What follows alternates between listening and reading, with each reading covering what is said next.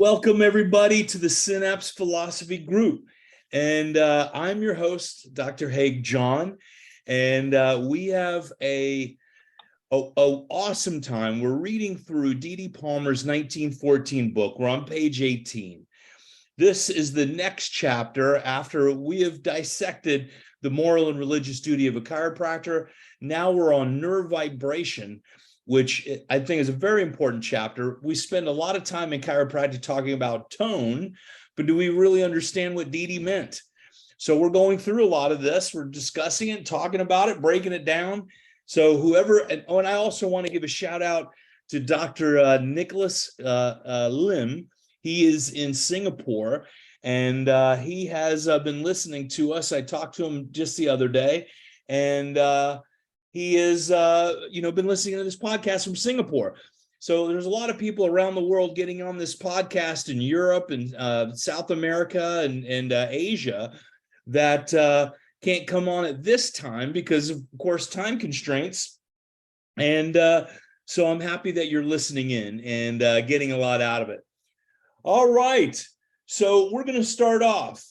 And Alan, since you know where we left off and you marked your page, would you mind starting us off on some reading? Absolutely. We're going to get to a very interesting space at the end of this chapter. Yes, we are. I look forward to that. All right. So we're on page 18 at the next to the last paragraph where it says, Gould's dictionary says, temperature, the degree of intensity of heat and molecular action, vibration. Heat is a form of energy. This energy is created by motion. It is manifested in the effects of fire, the sun's rays, and friction. The molecules, the smallest known particles of matter, which move about as a whole, of all matter vibrate. That is, move to and fro in a similar manner as the pendulum of a clock or the balance wheel of a watch which vibrates 4 times a second. The various degrees of temperature of iron are due to the amount of movement of the molecules of which it is composed. The varying temperature between that of 70 degrees and 0 are due to the molecular change, vibration of the atoms. Energy traveling in the form of radiation is sometimes called radiant heat. Radiation, however, is not heat. It is the kinetic energy of vibrations of ether. By the increase or decrease in the movement of its particles, the color and temperature are modified. The color of iron may be changed from black to that of red. By still increasing the movement of its particles, the red color may be changed to that of white, and by a yet greater agitation of its atoms, the color becomes blue. The greater the vibration, the more active the molecules, the greater the heat. Pause or go? Well, I mean, what do we have to discuss there? What do you guys feel? It's interesting to think about the times that he wrote, and more of it's going to become apparent in a minute. But that how many people understand the analogy of the balance wheel in a watch, that it goes back and forth like this? If you've seen the workings of the tiny watch, but most people now don't watches now don't do that much. Maybe some of the high class watches, very expensive ultra watches, but a lot of watches don't do that anymore. What struck me is, I'm not sure when they discovered molecules, really. I mean, he's getting into science here. That was cutting edge science in 1914, or which is written well before then even. But, he's working to use scientific facts and understanding to explain, right? Which I think is excellent too. The science of the time. Now we know there's other molecules that are other particles of atoms and molecules that are smaller. But back then, we didn't know. You're like the molecule, right? Yeah, absolutely. Yeah, you think the early guys that started inventing steel and working with it didn't think of well, why does it change color? They just made steel. They just heated it up and knew that when it got hot enough, they could bend it. Yeah. Right. Yeah, absolutely. It went from hard to soft. That's all they knew, and that's what they wanted it to do.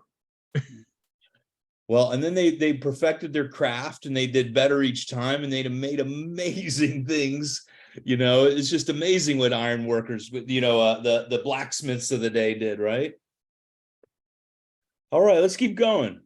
Then going on with the analogy of steel, we go on here.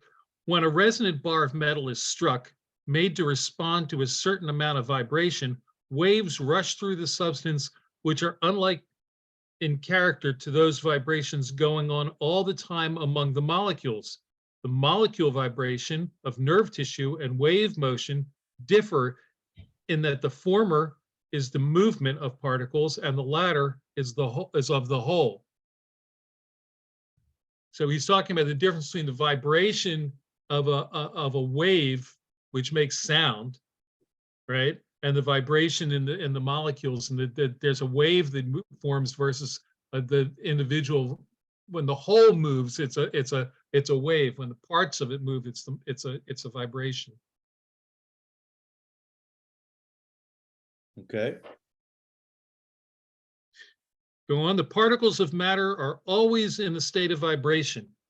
If inanimate matter changes its temperature according to the amount of the atomic vibration, why not living tissue? That the amount of nerve tissue tension, that the amount of nerve tension determines the quantity of heat is a demonstrated fact. Bodily temperatures may increase after death and run as high as 106 or even 108 degrees. The heat of the body, whether normal temperature, inflammation, or fever, is a function of nerves. Nerves heat the body. That's interesting. Again, we have to think about what we knew, what they knew and what they were thinking, and what we know and understand today. Well, I mean, you know, what is the difference from what we know today and what he's saying? I mean, do we really even know, you know, when he's talking about nerves controlling the temperature? In reality, you know, our central nervous system can regulate our temperature system and fever and all those things. But do the nerves actually heat the body? Well, I mean, I guess indirectly, you know, the nerves are not heating up like a heating element. Gets transmitted for the muscles to work to make the heat, but the nerves don't actually heat the body.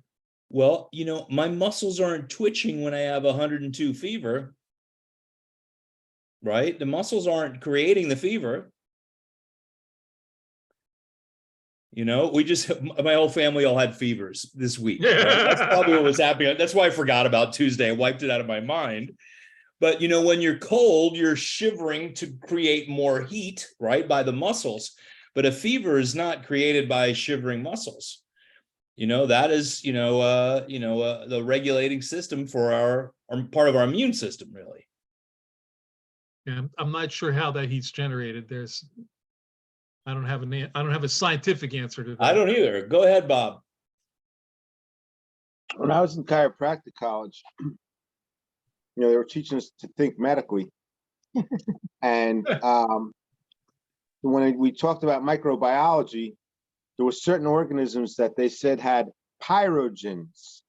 Yeah. And what that meant in their definition was that this particular microorganism would produce a fever in us. And it gave a lot of credit to the microorganism, and it didn't give much credit to us. But you can always look at it a different way. Innate recognized that dirty bastard and raised up its own temperature to kill that microbe. And you could call it a pyrogen if you want, but really what it was a target for innate to shoot at.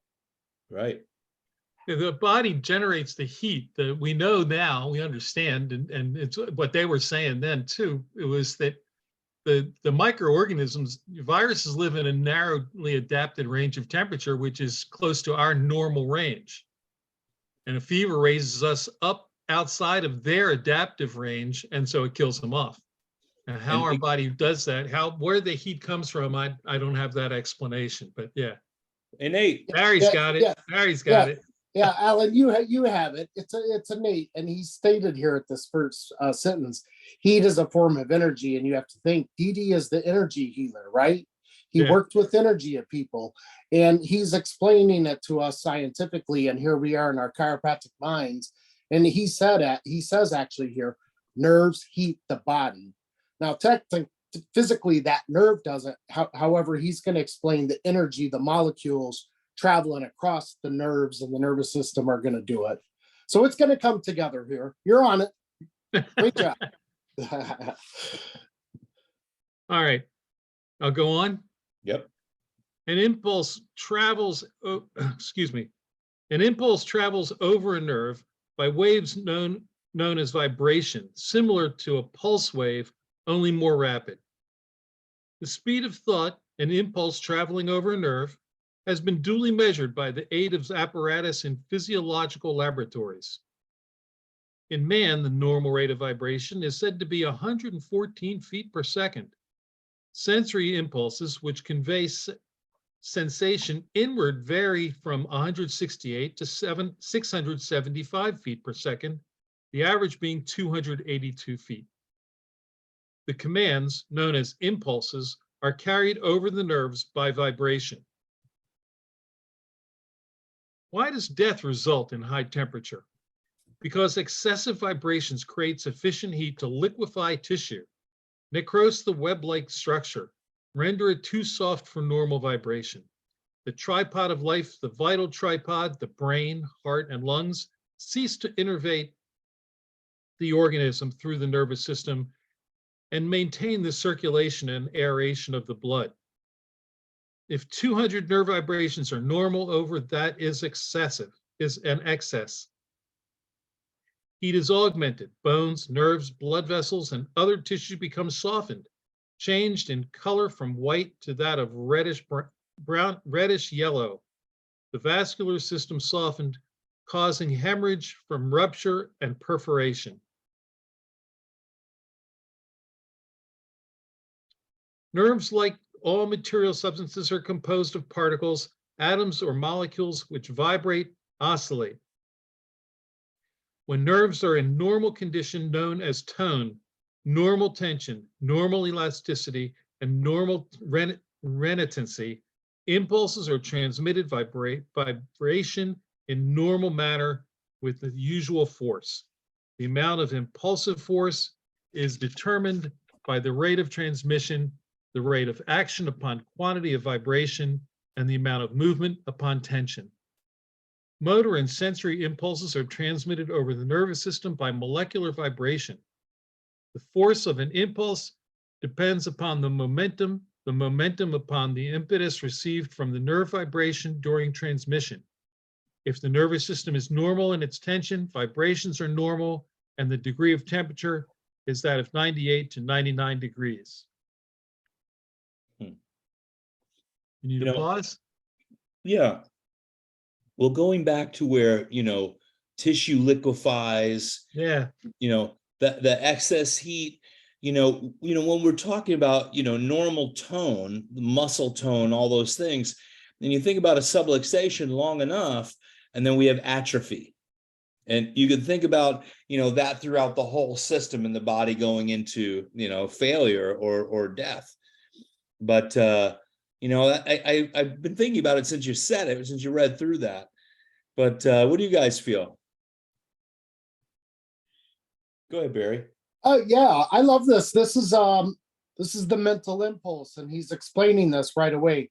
An impulse travels over a nerve by waves known as vibration. This is very deep. This is very some of the energy work that chiropractors are doing now as well. Donnie Epstein, for example, currently. And this is DD, the energy healer. However, he's talking about the initial spark, that impulse, and then he's explaining how the speed of thought. And I really am curious as why does he have it in parentheses? An impulse traveling over a nerve, end of parentheses, has been duly measured. And I that's pretty profound, even in today's technology of how fast is the speed of thought. We're always trying to determine that, measure that as man today. And here he is writing about it, but he knows it's an impulse traveling over a nerve. He's really explaining and identifying himself as the leader of the healthcare profession, as a chiropractor using the nerve system and how it's functioning, how it's energy, how it's oscillating, how it's more than just a bone and a muscle and a lever out of place. This is very powerful. I just love those last few paragraphs there. Absolutely. Absolutely. Anyone else want to share? Alan, we're getting there. Here we are. 99 degrees. Consciousness is associated with nerve vibration. The external organs focus the vibratory movements, perform the function of receiving, directing, and transmitting vibrations. The retina of the eye and the tympanum of the ear respond to the vibrations of the atmosphere. These vibrations pass into the interior by means of the nervous system. If this means of communication is normal in tension, its vibration and carrying capacity are also normal. The tension and rigidity of nerve tissue determines the amount of molecular oscillation.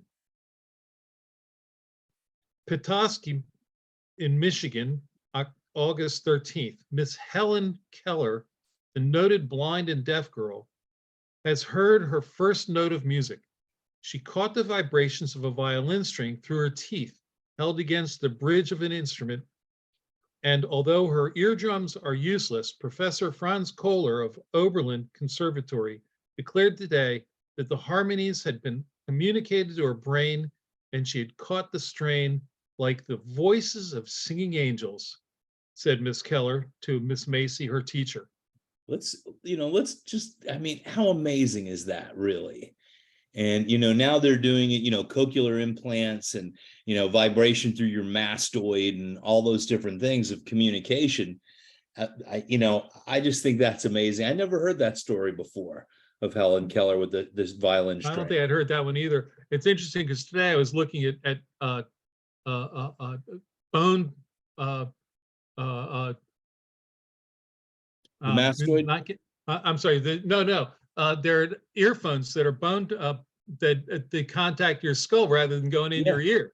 Yeah. And so that you can listen to your music and you can still hear what's going on around you because and they say that like people that are working or training can wear this stuff and they can still hear their orders or their coach talking to them. And it's like it's bone conduction. That's what it is. Bone conduction headphones. And they're doing it right here. He's talking about the same 1900s. thing with Helen Keller did it with her teeth on the it's transmitted, but that's what this is. And that actually one of the articles I was reading today was talking about using it for people that are deaf, that they can that the hearing may be involved with something in the ear or the eardrum, but you can use these bone conduction and some people can use it to hear. It's amazing. Which is, a step well beyond this, but that's what he's talking about here. Yeah. Yeah, well, the whole thought of how we perceive music, that it is actually the vibration that we're perceiving. It's not a sound like we sort of perceive educatedly what a noise is. It's a vibration that when it stimulates the brain, as long as it gets to that area that perceives that vibration, it turns into the perception of music. It's quite a concept. Yeah. I mean, innate is so powerful. It's just incredible, really, to be able to do that. Just pick out the difference from me playing, a musical instrument compared to, a virtuoso.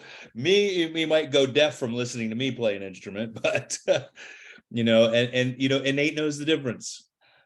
And it's not that different from the fact that when you speak, it sounds different from when I speak, from when Barry speaks, or when Jeff speaks, or when Carol speaks, and we can hear each other's voices, and we could take these pictures off the screen, and we'd know who, because we've heard each other enough, we'd be able to recognize each other. Yeah, it's just amazing. All right, we're getting there. I like the rest of this. It's getting out there right here. Yes, indeed. Light is transmitted by the vibrations of ether at the rate of 186,300 miles per second. Vibrations strike the retina of the eye and are carried inward over the optic nerve. The retina forwards the vibratory impulses to the nerve, which communicates between the brain and the organ of vision. The X-ray is a good illustration of light penetrating solid substance by ether vibration, yet it is not a therapeutic agent. Air and ether are vibratory transmitting mediums. Ether interpenetrates the atmosphere, as well as all material substances, liquid or solid. Etheric vibrations pass freely through opaque bodies as light penetrates transparent substances with the same velocity as that of light. Ether penetrates all substances. Spirit permeates all and inhabits all living bodies. Ether and spirit are not subject to laws which govern ponderable substances. Okay. Are not subject to laws that govern ponderable substances. What's this ponderable? Where are we going? A ponderable substance. You know, Ether and spirit are beyond beyond knowing. Beyond knowing. Beyond knowing. Exactly right. I think that's what I feel. Right or wrong, who knows the right or wrong, but you know, absolutely, it's beyond what we can think from this little educated, you know, marble we have in our head. To One thing ponder I- something, you have to have some understanding, to be some or grip on the reality of it, to ponder it, think about it.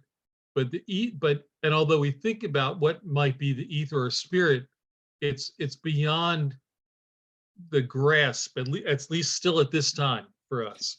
And those are separate things. Yes. You know, the ether and the spirit.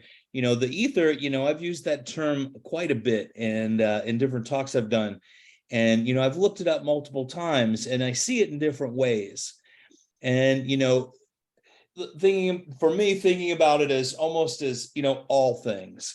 And then spirit being, you know, the actions of, you know, intention through an intelligent, you know, from God.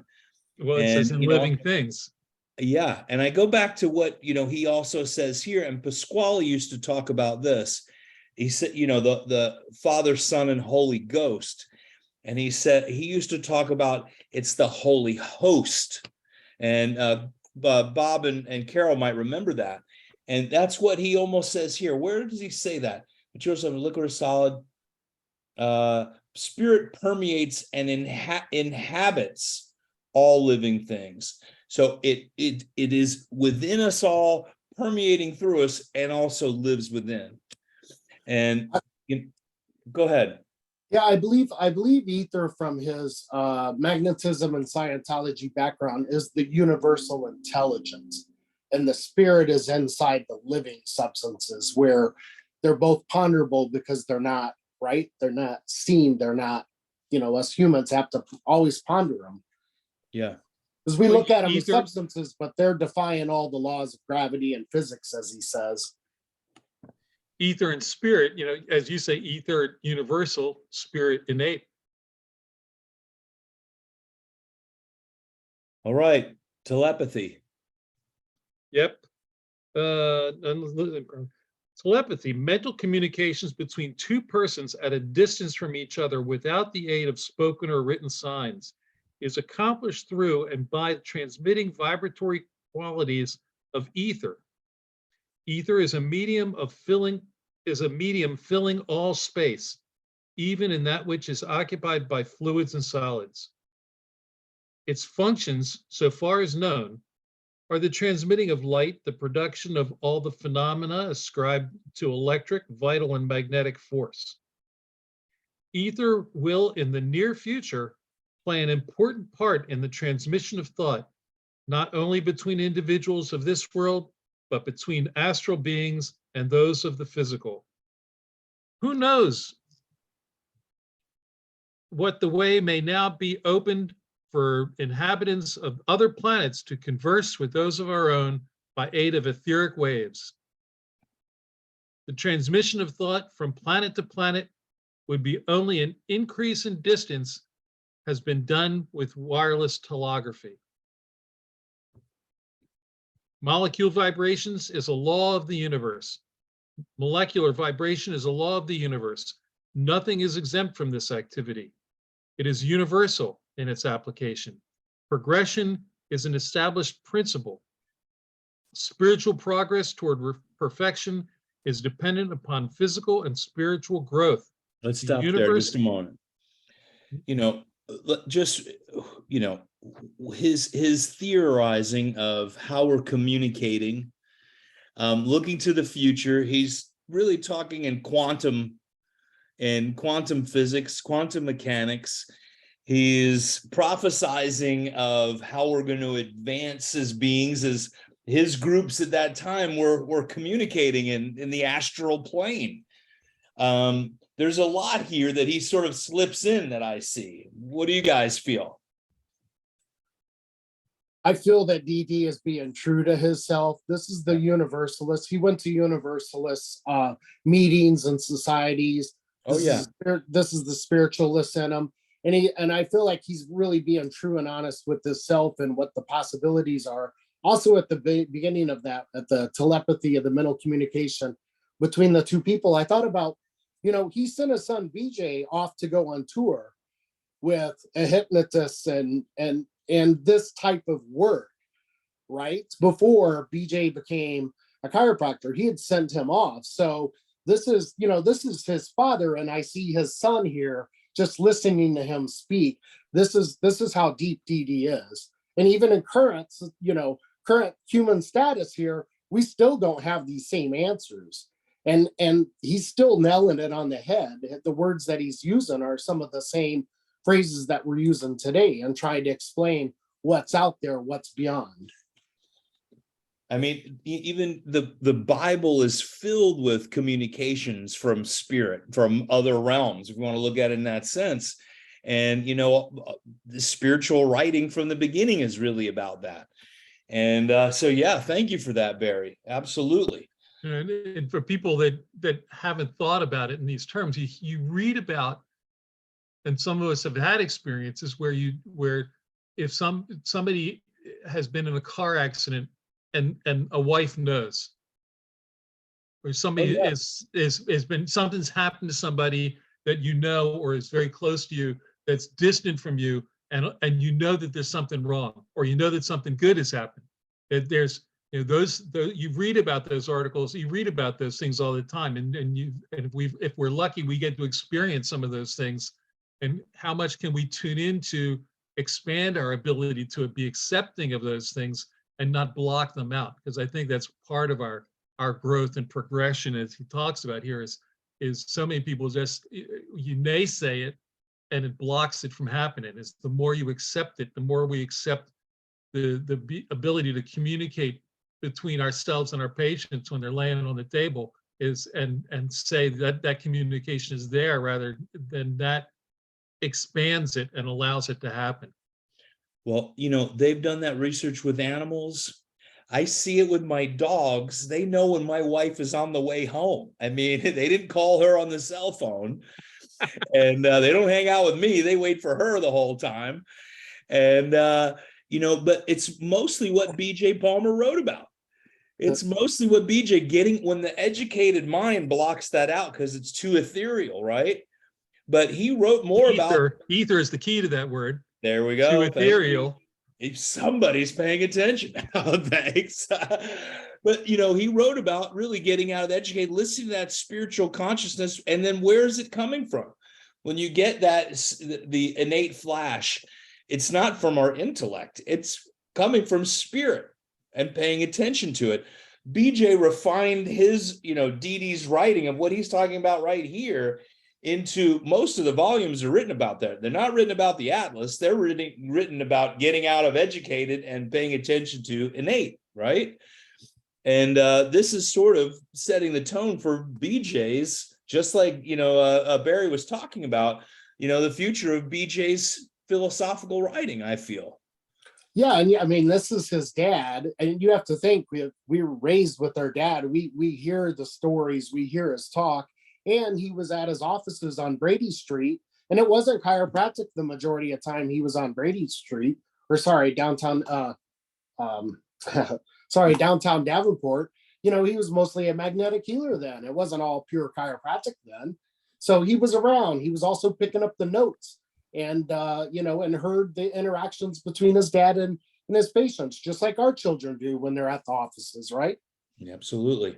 So I have to say, I had whoever listens to this and doesn't bring their children if they can, allow your children to come to the office with you.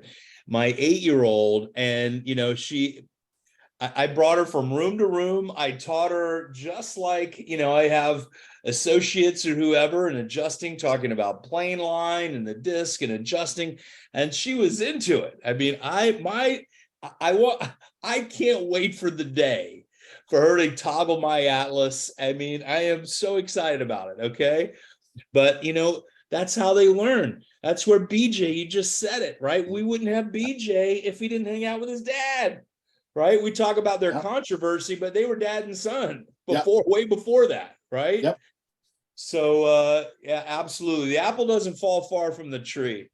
Well, then you step back one little bit too, and you say, well, why is Didi the guy who gets to write this stuff? Why is he the chosen one? And why is BJ the one to latch onto his star? And why does the universe manifest those motivational things within certain people to do those certain things? Why do I sit there and think about a patient that hasn't come in for a while and they show up, and why did I think about that person in the first place? I mean, you can just go nuts with this stuff and go so deep with it, but we're all interconnected. And how I've manifested things in my life, sometimes just by thinking about it, and all of a sudden, it finds you because you put it out there, but it confirms the connection we have. Part of our marketing plan in the book is opening up old files and visualizing those people and thinking about them. And they'll call on the phone. They're like, hey, I've been thinking about you, doc. You're bumping into them at Walmart. And then they start coming into the office or whatever it is. Paula Hedgelon, she's, one of my mentors, a great chiropractor. And she's been doing that for years. Sigafus taught it to us.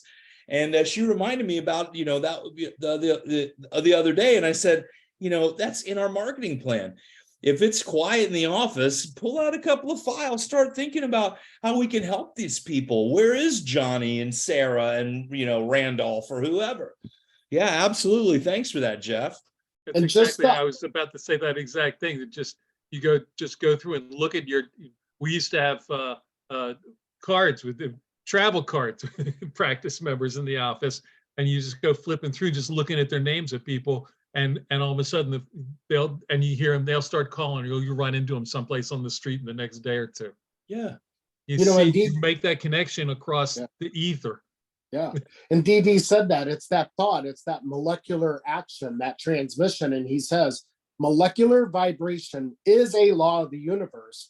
So if you put that thought in mentally or physically, it's going to happen. That vibration's out there. That's synchronicity. That's what we also called miracles in some aspects. It's all the same. Yeah. Well, I think that what makes it work for most of us as chiropractors is we're okay with just accepting the fact that it is, and understanding how it works, and we don't need to know why. We just know it is, and we're good with that. Just like when you adjust somebody and release innate within the body, it just does what it does, and we're good with that because we know it's going to be good for them. Yeah, I mean, isn't that what it is? I guess, what is that? Training, we don't get that as regular training in school, but once you start seeing the amazingness of the bodies on the table and the transformations that happen, it's like, of course that happens. Oh yeah, doesn't that happen to everybody, Wow. It's available to happen for everybody. It's available. And it shows you how close we really all are. In school is that we're not allowed to see enough of that, or to understand that it's available, that so much that what's taught in the schools now is a mechanistic attitude. That ethereal, that when I was at Sherman and at Light, well, I was at Sherman first and then I graduated from Life, but we would sit around and talk about, talk about this stuff. Is there an innate to innate connection, right? How do you know that somebody's going to come to your front door? How do you know when the phone's going to ring? The stuff we're talking about now. And it's all, and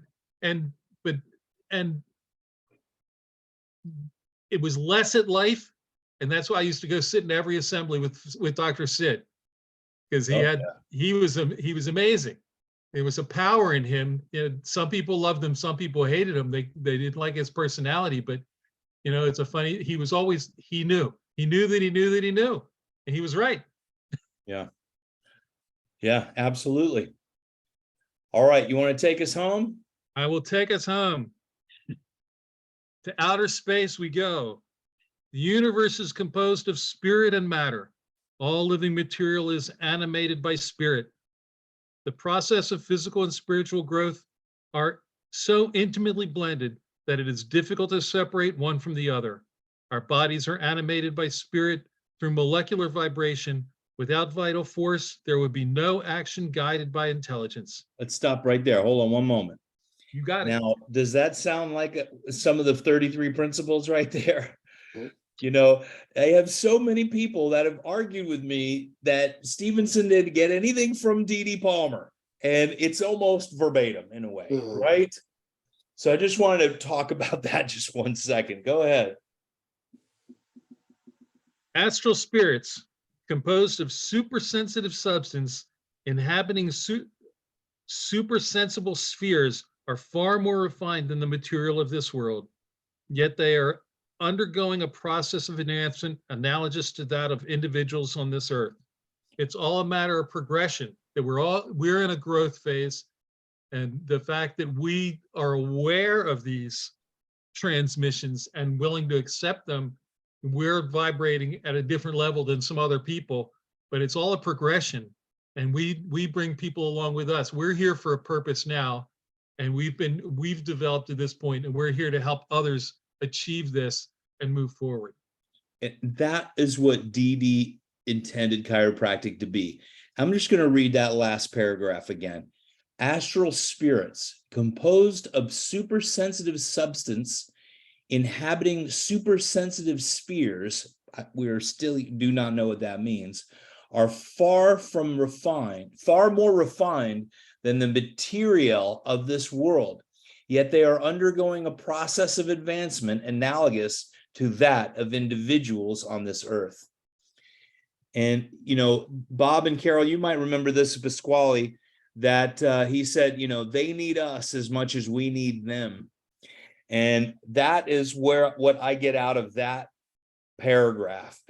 As we're serving, building up this vibration, building up, clearing these people off so they can vibrate at a higher tone, we're enhancing that realm so they can advance as well. They need us as much as we need them. I'm learning what he's saying. We're getting little bits from decades and decades ago to help us understand of where we're going for the future. I just wanted to read that again because it's esoteric, and you know, it's part of chiropractic philosophy. It can't be, you know, discarded, which a lot of people do. They want to discard the spiritual stuff, but it's paramount that we talk about it and have it as part of our philosophy. And it is our philosophy. It's the basis of our philosophy. It's the challenge is that people have a hard. We live in an age of materialism and science, and that and it's a challenge to live in that, and that spiritual has not, there hasn't been a way, and who knows if there ever will be a way to validate it and prove it, but there's also no way to disprove it. And, Right. and I'm more than happy to accept it and work with it. And if that's progress, that's progress. That doesn't make me better or worse than anybody else. It's just, you know, I'm willing to accept it and play with it, and so are all of you.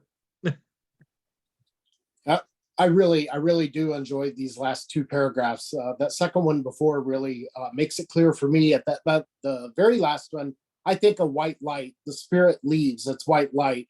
Yet he goes back and says, the universe is composed of spirit and matter. So humans, this is easy. Two things, spirit or matter. You either see it or you don't. And when it's in you, it's called spirit here. We call it innate intelligence. And when it's out there or inside, unmeasurable, it's part of the ether, the universe. It's all spirit and matter. And it's all that spiritual progress that he talked about earlier. Spiritual progress towards perfection is dependent upon physical and spiritual growth. So that's us here and now, but it's also the astral spirits as well. He's saying they're also trying to move on, and there's transfer of one level to another. And this is the universalist the spiritualists in them, the human in them talking, and it relates to us in many ways. I love this. Very powerful. Yeah, But that's ultimately, good the stuff. universe is only two things, guys: spirit and matter. And gals, this is easy. We got this. Yeah. Yeah. That's it. Oh, it's dualism. Well, I think it's really incredible. I actually, maybe it's because I got on this call a couple of weeks ago, but I sit out in the hot tub at night and look up at the stars in the back of my house, and I start thinking deep. And one of the things is like, why are all the planets round? They're all spherical. And when he talks about the supersensible spheres, to me, that means other similar planet-like structures with these higher beings on them of higher consciousness, functioning in a higher consciousness environment that promotes that type of behavior and lifestyle. I like that. Oh, Jeff, you just triggered me. I'm thinking of orbs that you see on cameras. Oh my gosh, you just triggered me. Wow. And everything spirals. What's not a complete sphere is a spiral. Everything's moving in circles until it becomes matter and floats. Well, even the matter is moving in circles. The galaxies are mostly gyres. Yes. All right. Good. This is great. Thank you, ladies and gentlemen. Which Heg had been some of the gatherings as well, where we did the circle with Cecil in reference to a Native American ceremony where everything is circular. There's no beginning, no end. It's just continuous. Thank you for mentioning Cecil Collins. God bless him. He's passed on, and he was one of those pure spirits. And I remember, he would just kind of reach inside of you and just, pull it out of you. And, there was no hiding from him. And he did it in such a loving, gentle, amazing way. I miss Cecil Collins. I really do, big time. Thank you for bringing him back into my memory, for sure. And, exactly right. There's power in that circle, that we use circles all the time. And really, it's a representation of a sphere in a way, because it's our sphere of influence. We're connected energetically and all those things. Absolutely. The astral spirits. It's interesting. I just had an odd transitional thought there of how odd of you. The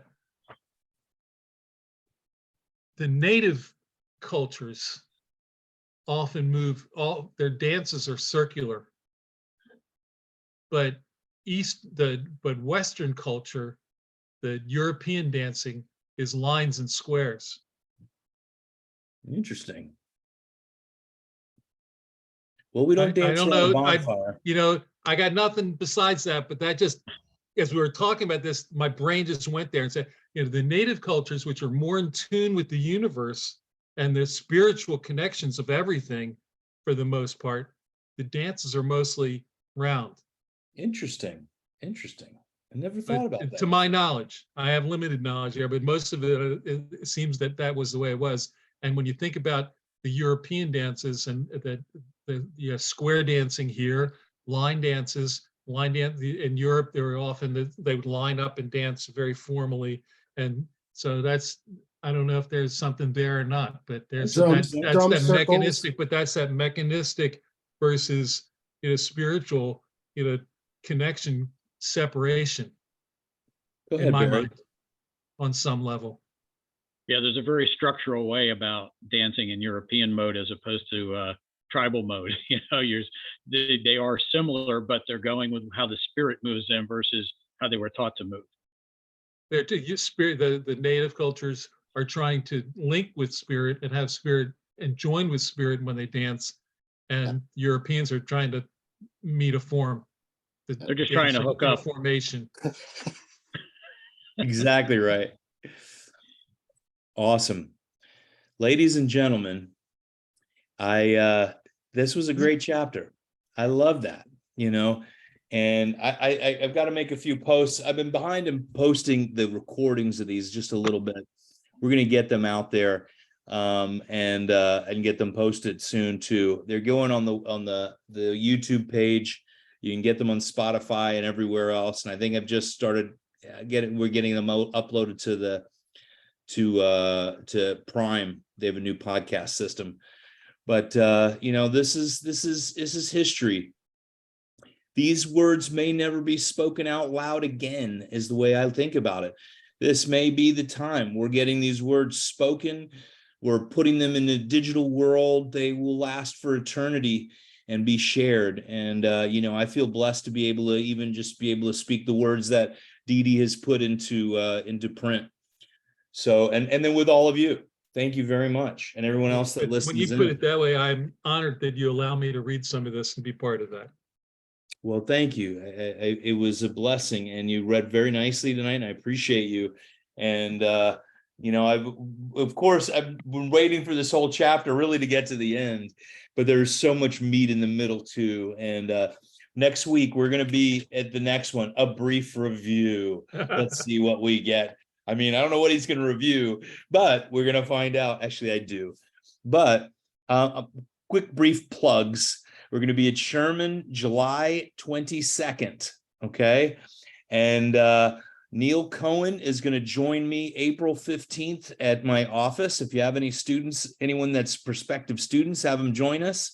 And he's a close friend of mine. I'm excited to have him on stage with me in my own stage that I've created.